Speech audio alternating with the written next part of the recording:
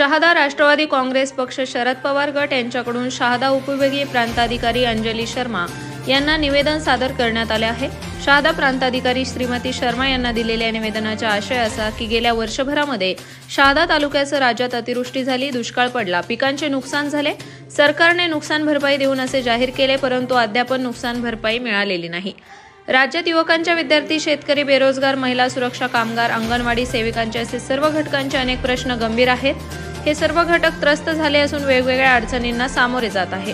यासोबत शेतकऱ्यांच्या कापूस, सोयाबीन, कांदा, तूर या शेतमालाला योग्य भाव मिळत नाही। नोकर भरतीसाठी 1000 रुपये शुल्क आकारणी होत असलेली पेपरफुटी ही तर नेहमीच बाब झाली आहे।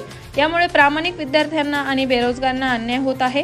राज्यात नवीन कोणताही प्रकल्प आणून युवकांसाठी रोजगार निर्मिती केली जात नाही। यावेळी राष्ट्रवादी काँग्रेस पक्षाचे चंद्रकांत पाटील, निलेश पाटील, ॲडव्होकेट दानिश पठाण, तनय कुमार निकम, भालचंद्र निकम, अशफाक मेमन, ईश्वर भामरे, रवींद्र भिल, संतोष सैदाने, संदीप ठाकरे, भीमराव पवार, अमोल रामजाजे, रेश्मा पवार आदी उपस्थित होते।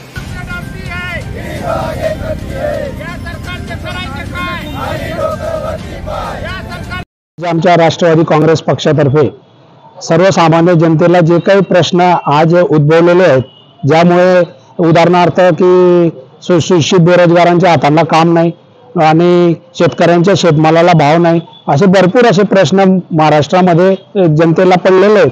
परंतु हे शासन या मुद्द्यांना बाजूला ठेवून जे विरोधी पक्षाचे नेते आहेत, जे याविषयी आवाज उठवतात, त्या नेत्यांना ईडीची चौकशी लावून पुढे करून आणि शासन हे हेतुपुरस्कर काम करत आहेत आणि जो मूळ मुद्दा जनसामान्यांना आहे तो बाजू करून या शासनाचं एक हुकुमशाहीचे धोरण या शासनाने अवलंबलं आहे।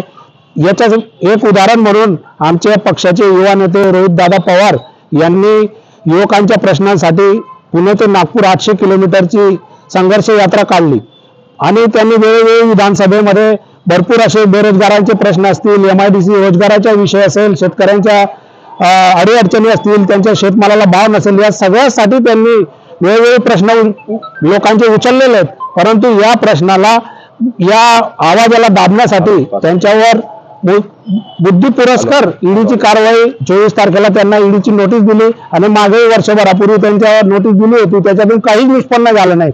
फक्त विरोधी पक्षाचा आवाज दाबण्यासाठी हे सरकार हे धोरण अवलंबते। या घटनेच्या आणि या रोहितदादा पवार साहेबांना जी काही ईडीची नोटीस आली याचा आम्ही आमच्या राष्ट्रवादी काँग्रेस पक्षातर्फे जाहीर निषेध करतो। सलाउद्दीन लोहार, फास्ट 24 न्यूज, शहादा।